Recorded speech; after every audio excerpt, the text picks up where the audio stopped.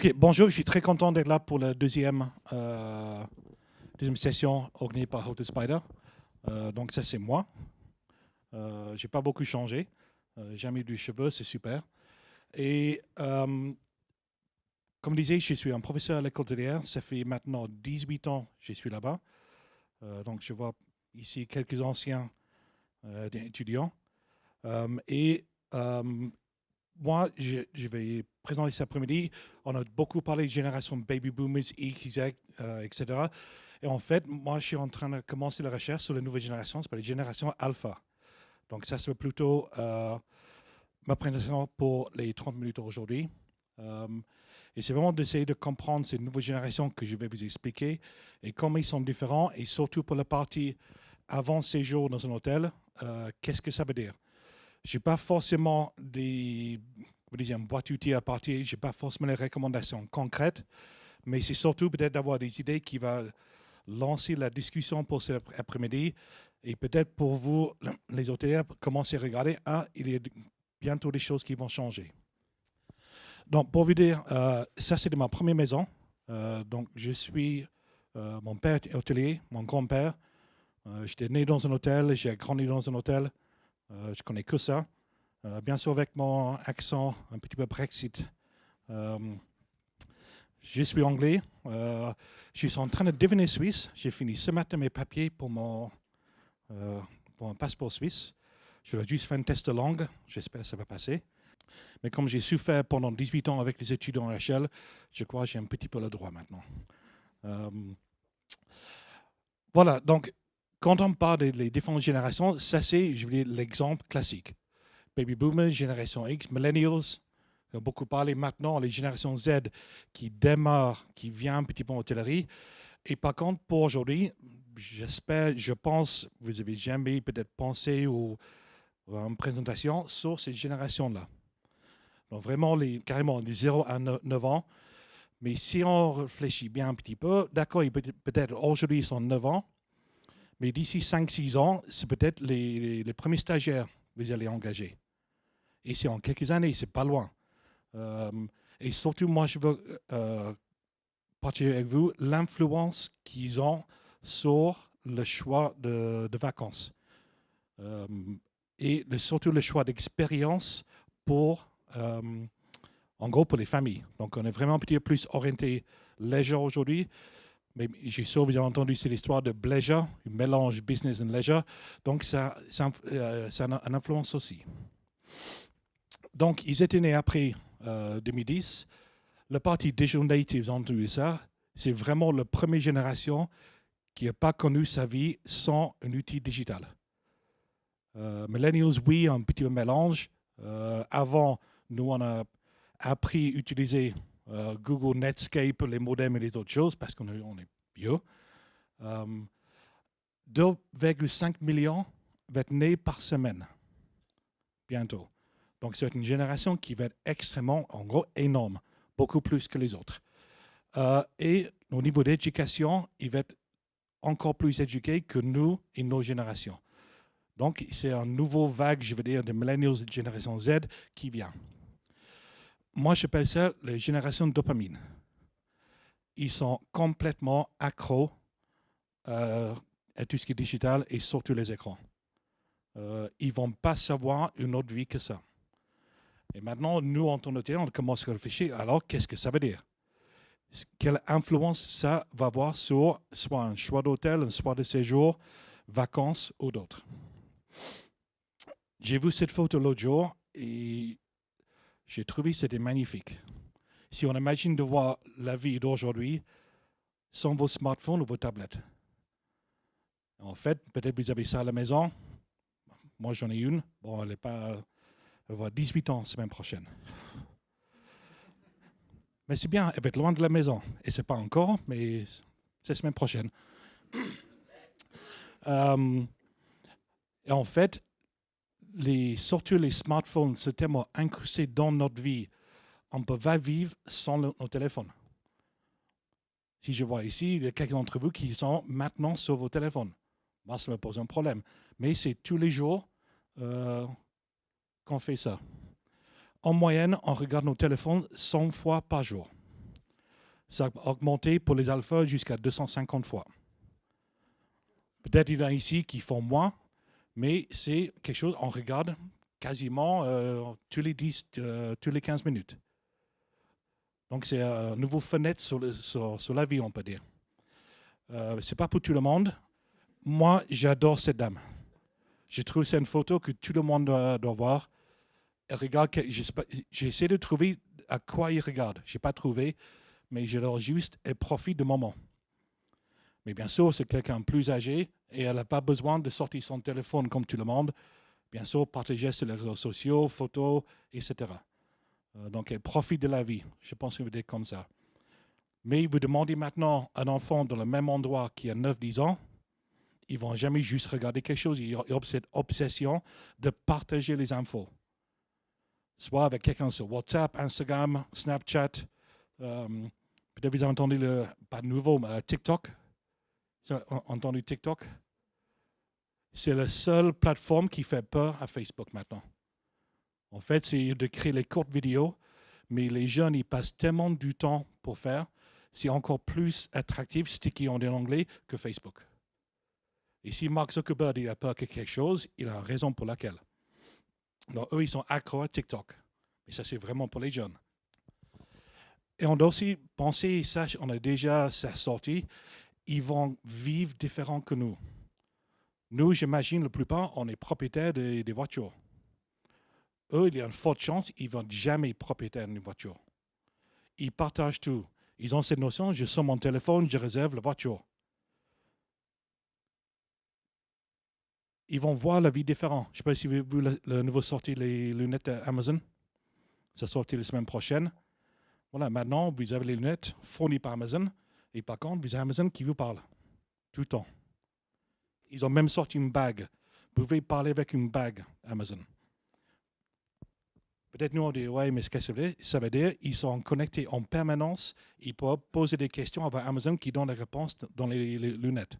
Et par contre, les lens, le parti vert, voilà, ça peut être n'importe quel verre qui rentre dedans. Ils ont agrandi avec ça. Voice Assistants. Nous, non. Je ne sais pas si vous avez, moi j'en ai deux à la maison. Mais eux, ils ont grandi avec ça. Plus en plus dans les écoles, ils sont en train de mettre ça. Quand nous, on a un petit ami imaginaire quand on était jeunes, qui n'existait pas, eux, ils ont la même chose. Mais en fait, c'est Amazon ou Google, et ils parlent avec. Ils posent des questions, ils ont les réponses. Bien sûr, Google et Amazon, ils enrichissent encore les bases de données. Mais pour eux, d'avoir un voice assistant va être complètement la norme. Ils ne vont pas connaître la vie sans cette technologie. Et si vous pensez que voice n'est pas important, ça c'est Juniper qui sont assez pointus sur la recherche. 8 milliards d'assistantes va exister en 2023, en 4 ans.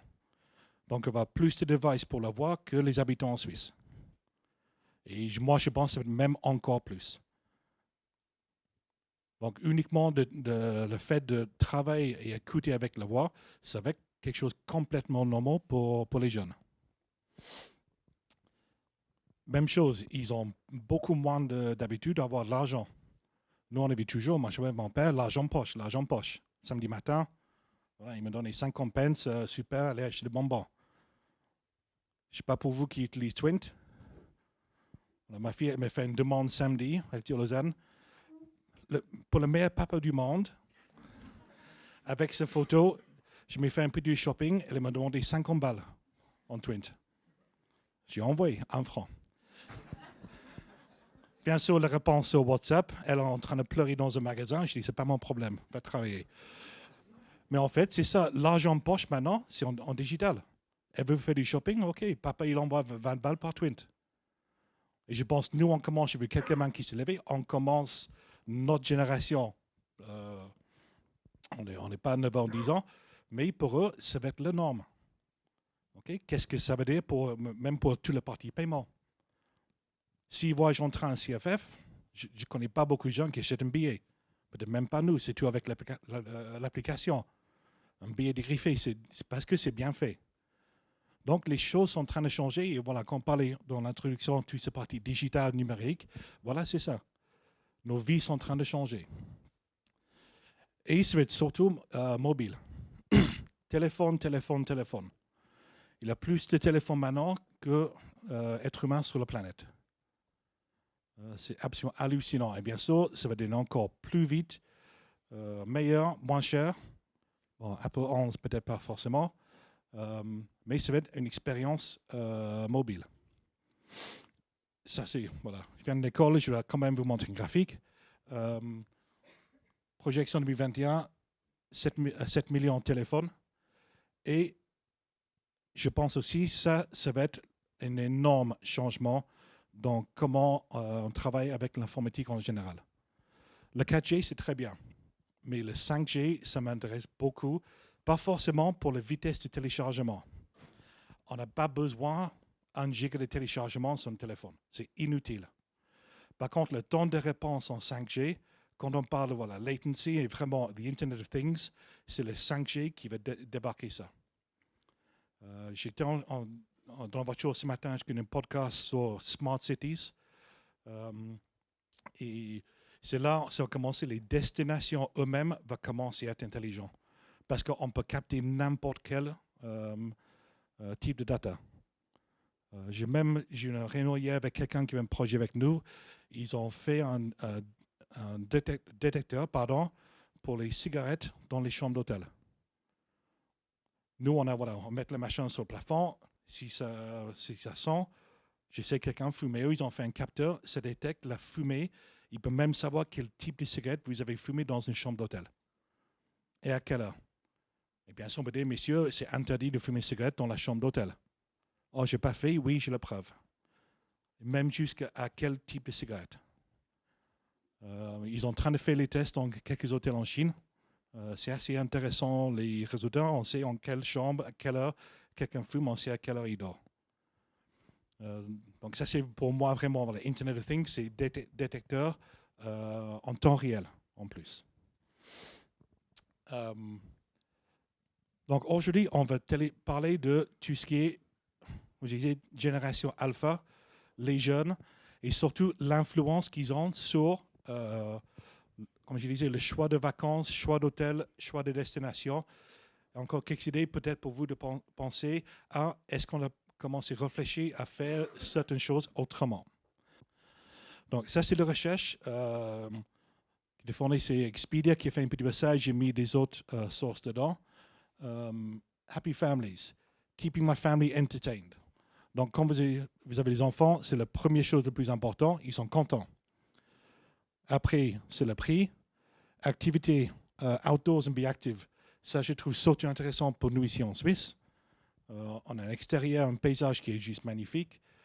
Donc, ils cherchent les activités à l'extérieur. Je trouve ça assez logique parce que comme les enfants sont plutôt plantés sur le canapé avec un écran dans le visage, on veut être dehors. Et theme parks attractions, c'est devenu aussi important pour le choix.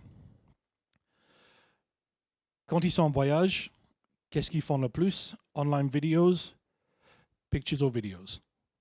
Donc vraiment, là encore, l'influence, les choses comme YouTube, Spotify, Netflix. Je crois que j'ai montré ça la dernière fois qu'on était à Morges.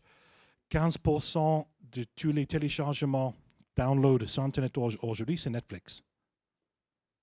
Tout le trafic Internet, 15% par jour, c'est Netflix uniquement.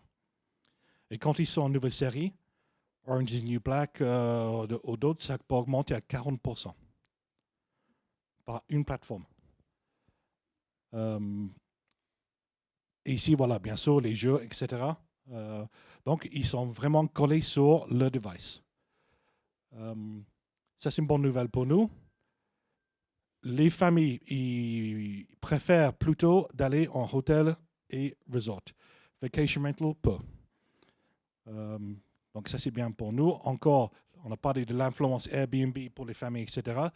Ça, je pense qu'on a besoin peut-être plus de recherche, mais quand même, c'est un très bon chiffre pour nous en hôtellerie.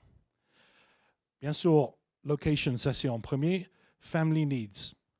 Voilà, et maintenant, pour moi, je commence à poser des questions. Si maintenant, moi j'ai un produit, j'ai mon hôtel, si je commence vraiment à cibler les familles, est-ce que je réponds à les besoins pour une famille? Pas forcément, voilà, pour business traveler, si moi je voyage toute seule, mais quels sont les besoins pour les familles? Et surtout, comment un enfant de 9 ans peut regarder mon hôtel? Ça va être complètement différent de quelqu'un comme nous. Donc, pour moi, c'est la première question, on doit commencer à réfléchir. Après, bien sûr, price, promotion, etc. Quel type d'activité?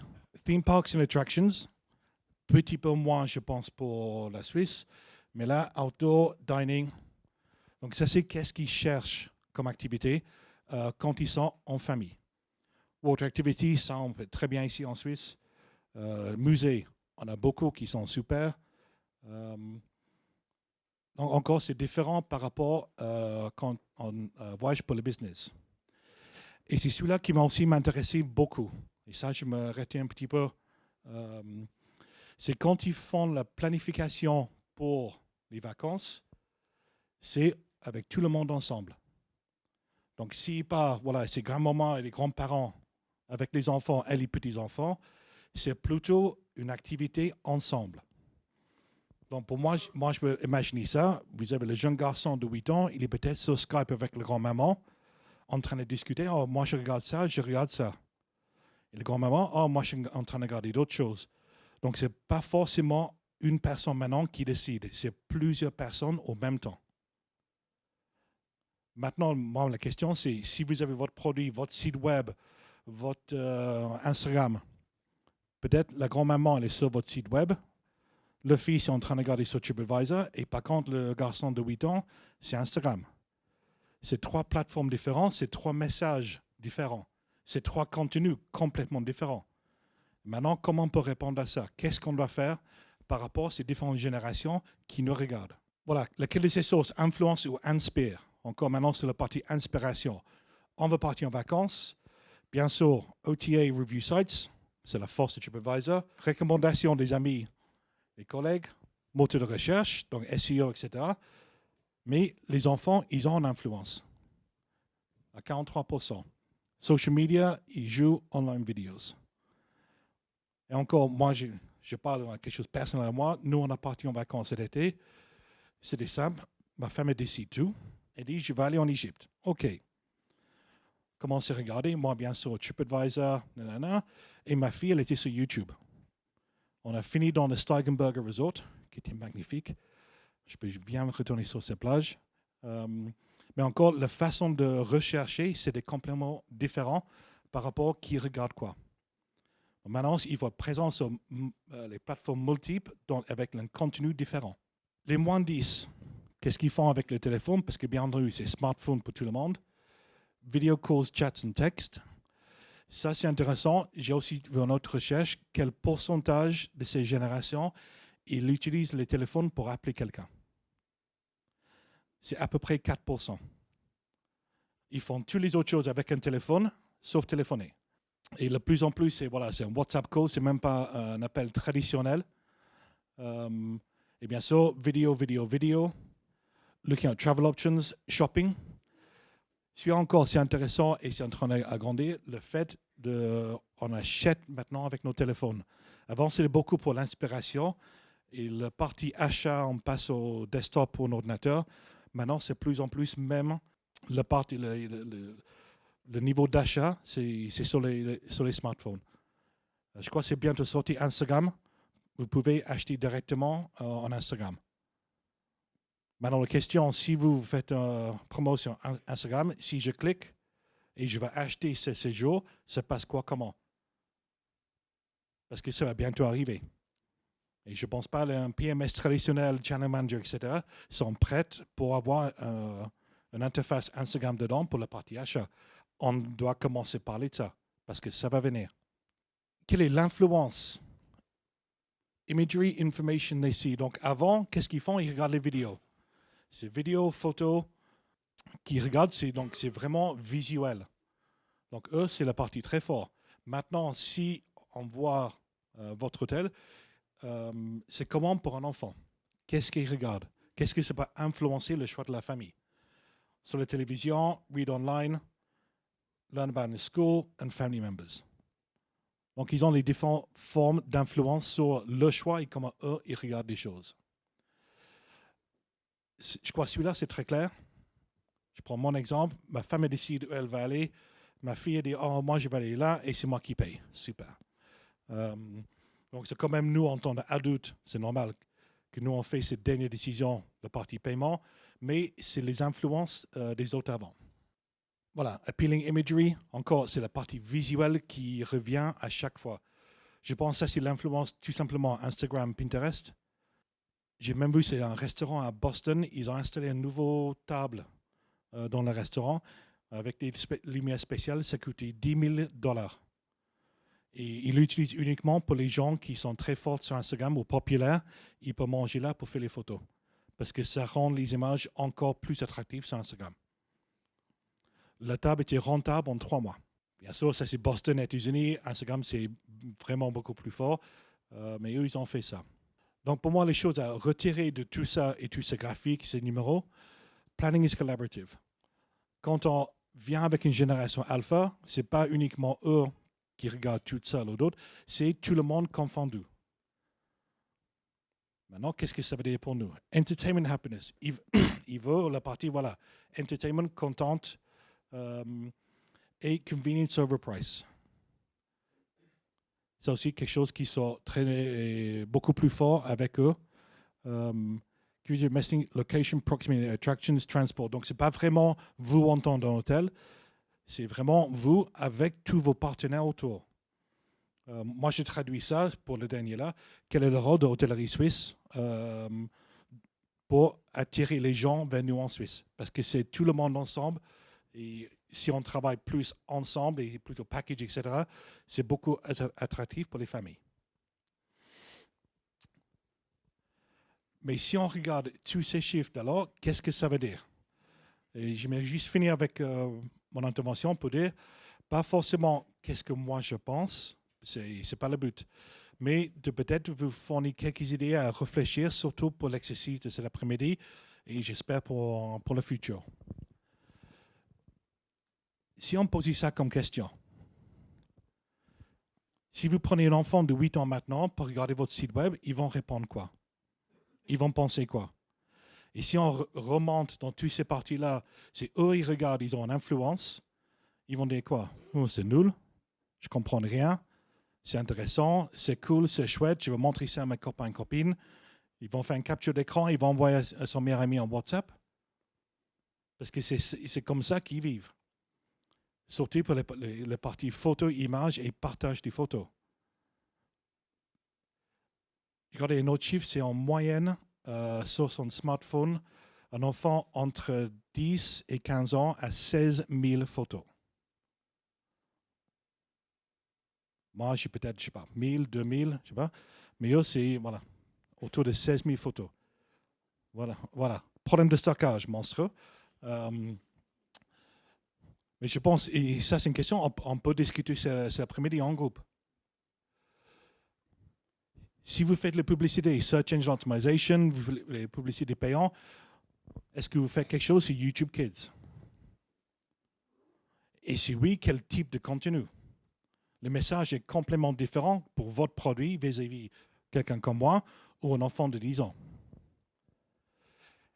Comment vous pouvez booster et utiliser Instagram, la partie visuelle? Moi, j'ai pris ça comme exemple. Je pense qu'on connaît tous Citizen-M. Il vient d'ouvrir à Zurich. Quand je parlais avec eux, le fait d'avoir la tablette, on peut jouer avec la couleur de la chambre. Viral marketing, gratuit. Ils font rien. C'est les clients qui font eux-mêmes. Pourquoi? C'est cool, c'est chouette, c'est différent. Qu'est-ce qu'on peut faire par rapport à ça? Qu'est-ce qu'on doit faire? Et encore pour la partie inspiration. Si on va inspirer, on va où pour être inspiré? Donc, j'ai pris l'exemple de cet hôtel ici. Voilà. Et c'est directrice de marketing qui est là. C'est cool. Les photos sont vraiment, ça attire les gens. Si maintenant vous demandez à un enfant de 9 ans d'aller sur votre partie Instagram, ils vont répondre quoi? Surtout pour la partie image. Ah oui, c'est cool, je vais être là-bas avec maman, papa une semaine ou pas? Ah oui, on va faire un long week-end en montagne. On va où? Ah oui, c'est cool ou c'est pas cool? Parce qu'eux, ils pensent, ils voient comme ça. Encore, moi, je n'ai pas la réponse. Je veux que ça se discute cet après-midi. Et bien sûr, les bonnes évaluations, les bonnes images, ça augmente votre score sur Booking.com. Qu'est-ce que vous pensez au ou pas? Ça, c'est notre discussion. Mais ce numéro-là, ça veut dire beaucoup.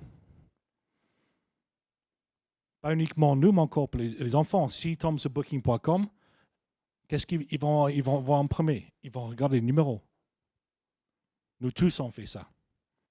Et encore, je sais, c'est peut-être hors sujet pour l'exercice après-midi, mais moi, au niveau de la technologie, qu'est-ce qu'on doit mettre dans la chambre ou qu'est-ce qu'on a fait dans l'hôtel?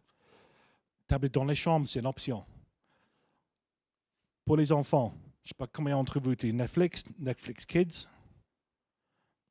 Miracasting, on peut mettre ça direct sur la télé.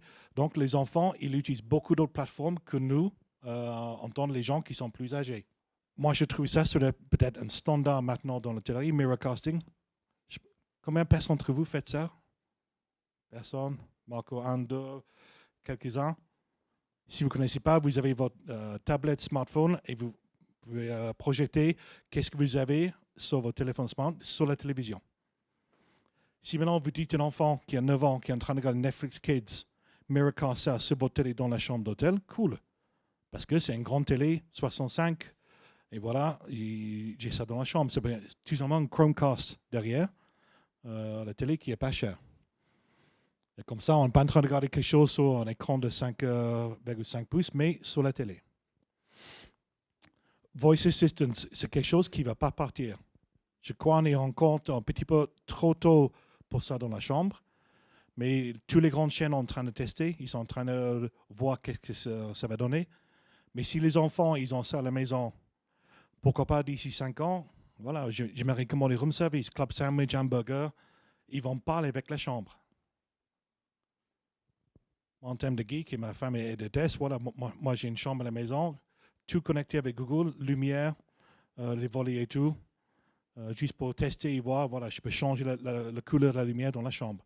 Et tout au niveau vocal. Et toujours, c'est l'histoire, personalisation. Jusqu'à quel niveau on doit ou on peut aller pour une expérience personnelle. Moi, je crois fortement dans le futur, c'est oui, un choix d'hôtel, un choix de date, mais je crois qu'on va finalement tomber sur je veux cette chambre.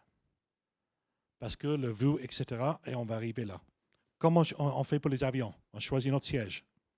Toujours. Ça va être la même chose pour les hôtels. Et quelque chose comme ça, c'est pour maintenant et très bientôt.